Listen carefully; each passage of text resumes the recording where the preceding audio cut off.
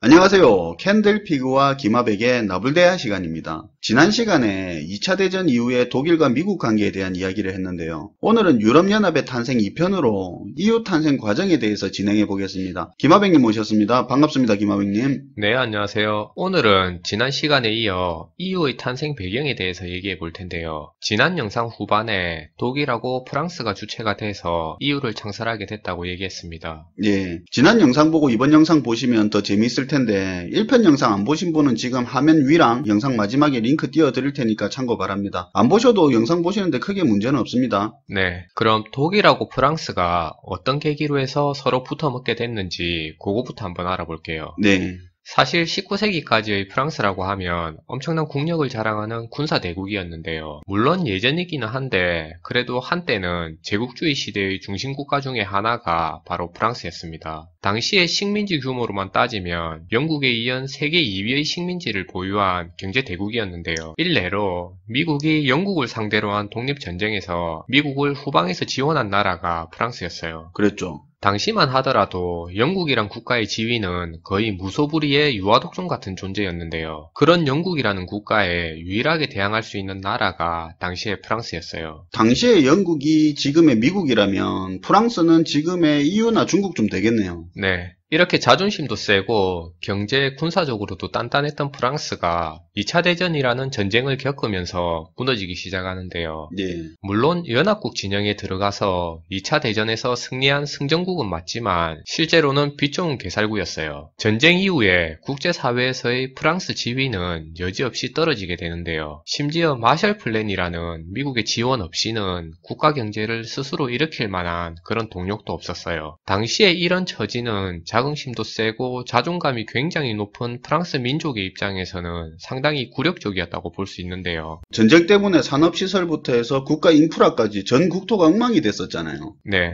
그리고 2차 대전 이후에 펼쳐지는 그 냉전 시대 역시 프랑스의 위기감을 부추기는 그런 역할을 하게 됩니다. 2차 세계대전 이후에 소련이라는 세력이 급격하게 성장하면서 동유럽권 전체를 소련이 집어삼키는 일이 벌어지게 되고요. 예. 상대적으로 프랑스를 포함한 서유럽권에 속한 국가들의 지위는 위협받기 시작하는데요. 이렇게 마셜 플랜 정책을 통한 미국의 압박과 그리고 소련의 세력 확장이 더해지게 되면서 프랑스는 독일과 손을 잡겠다는 그런 판단을 하게 되는 겁니다. 예. 당시에 프랑스가 가졌던 생각은 이렇게 볼 수 있는데요. 미국하고 소련에 대항할 만한 그런 세력을 키우고 싶은데 왕년에 잘 나갔던 내 혼자서는 안 되겠으니까 경제적으로 한참 잘 나가고 있고 그래도 서유럽 기준으로는 공업력 넘버원인 독일한테 손을 내민 건데요. 예. 예전에 독일하고 티격태격 싸운 건 맞는데 과거는 싹 잊고 같이 한번 잘해보자고 제의를 던진 겁니다. 독일한테 당했던 프랑스가 먼저 제안을 했네요. 네, 앞에서 제가 프랑스가 독일한테 손을 먼저 내밀었다는 표현을 썼는데요. 왜 그런 표현을 썼냐면 EU라고 하는 유럽 공동체를 최초로 제안한 사람이 로베르 슈만이라는 프랑스의 외무장관이었어요. 자기 혼자서는 안 되니까 독일을 땡기려고 했네요. 독일은 어땠어요? 다음은 프랑스의 제의를 받은 독일의 반응을 살펴볼 텐데요. 사실 독일 역시 프랑스하고 붙어먹고 싶기는 마찬가지였어요. 예. 지난 방송을 보신 분들은 아시겠지만 당시의 서독은 미국의 끊임없는 압박 속에서 그렇게 살아가고 있었는데요. 너무 잘 나가니까. 네, 경제가 살아나면서 돈이 좀 생기는가 싶으면 미국이 무기 사가라고 쪼아대고 싫다고 하니까 주둔군 빼버리겠다고 협박을 해대는 거죠. 예. 거기다가 당시의 독일은 미국의 압박에 버금가는 또 다른 불만을 가지고 있었는데요. 그게 루르 공업지역이라고 해서 당시 독일 공업력의 핵심 지역이라고 할 수 있는데 거기를 관리할 수 있는 권한을 연합국한테 뺏긴 겁니다. 독일의 루르 공업지역이 우리로 치면 울산이나 창원 같은 핵심 국가 산업단지 같은 거죠. 그렇죠. 그럼 독일의 성장 동력이 공업이라는 걸 생각해보면 핵심 공업지역 관리권 뺏긴다는 게 내 밥줄이 남이 관리하는 거네요. 맞아요. 그러니까 2차 세계대전 이후에 독일의 루르 공업 지역을 미국, 영국, 프랑스라는 연합국하고 독일 주변의 벨기에, 네덜란드, 룩셈부르크 같은 그런 다른 나라들이 공동 관리하는 상황에 놓이게 된 건데요. 패전국이기는 한데 독일 입장에서는 좀 별로네요. 네, 루르 공업 지역 같은 경우에는 2천억 톤이 넘는 석탄 광산에 서유럽 최대의 중공업 지역으로 말 그대로 당시 독일 경제의 노른자 중의 노른자라고 할 수 있는 그런 곳인데요. 예.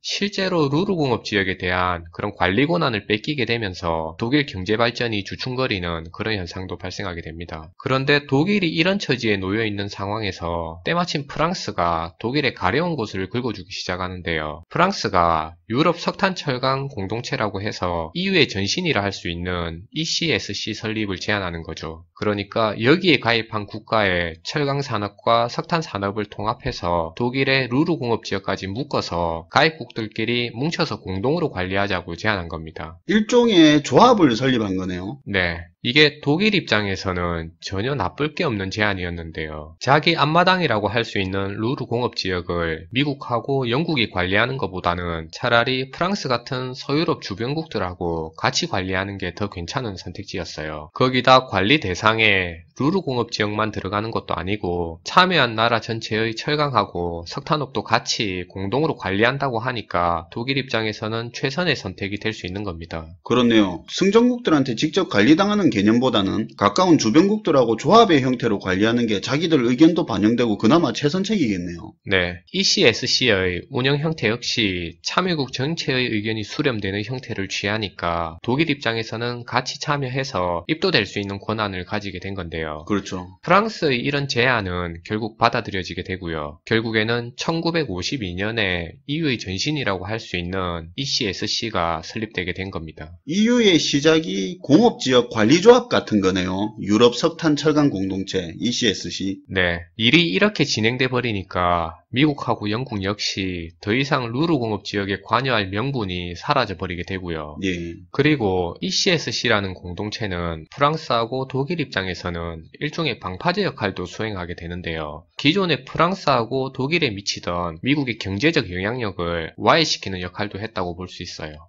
딴 데서 조합원들 쉽게 못 건드리게 하는 거하고 비슷하네요. 네, 맞아요. 뭐든지 명분이 중요하다는 생각도 들어요. 예. 어쨌든 1952년에 설립된 유럽 석탄 철강 공동체라는 ECSC는 이후에 1958년에 유럽 경제 공동체라고 해서 EEC로 발전하게 되는데요. 사실 이때 영국이 들어올까 말까 검토도 했는데 결국에는 안 들어왔고요. 예. 그리고 유럽 공동체라는 EEC는 이후에 1967년에 유럽 공동체라는 EC로 발전해 나가면서 점진적으로 통합을 확대해 나가게 되는 겁니다. 어찌 보면 자연스러운 수순이네요. 각 국가가 산업 원동력이 되는 공업지역을 관리하는 조합을 만들었었고 이게 판이 커지면서 EEC라는 유럽 경제공동체가 되고 이게 발전되면서 경제적으로만 연결돼 있던 게 다방면으로 이어지면서 EC라는 유럽 공동체가 된 거네요. 네. 우리 어릴 적만 해도 수업 시간에 유럽 공동체 EC라고 배웠었는데 그게 90년대 초에 EU가 됐죠. 네. 지금까지 1993년에 탄생한 EU의 탄생 배경에 대해서 알아봤는데요. 그런데 사실 EU의 탄생 배경에는 독일하고 프랑스에 숨어있는 야심도 빼놓을 수 없는 부분이에요. 그렇죠. 계속 판을 키웠던 거 보면 숨겨놓은 발톱이 당연히 있겠죠.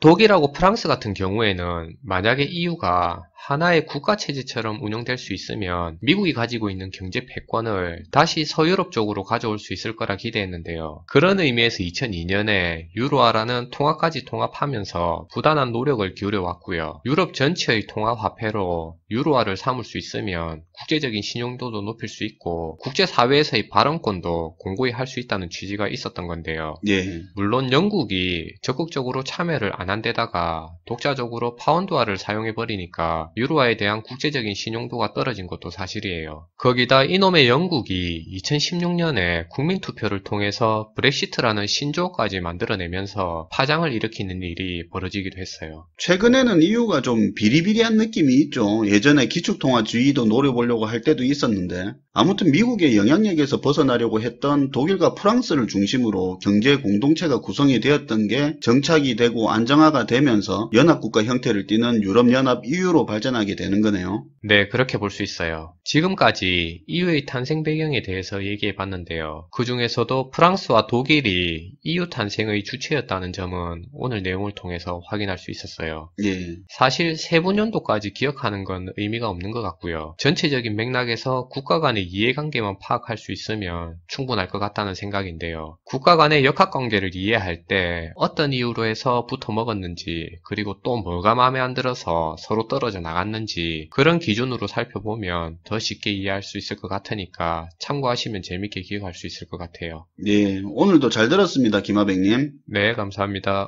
공업지역 관리조합 형태에서 경제 공동체가 되고 이게 정치적 사회적으로 엮이는 연합국가 형태가 된 EU의 이야기를 오늘 들으면서 문득 중국 중심의 경제 공동체를 만든다는 1대1로가 더 큰 의미에서 숨겨놓은 발톱이 있는 거 아닌가 하는 그런 개인적인 생각도 드네요. 시청해주셔서 감사하고요. 지금까지 김하백 캔들피그의 나불대화 시간이었습니다. 캔들스토리 식구가 되고 싶으시면 구독 눌러주세요.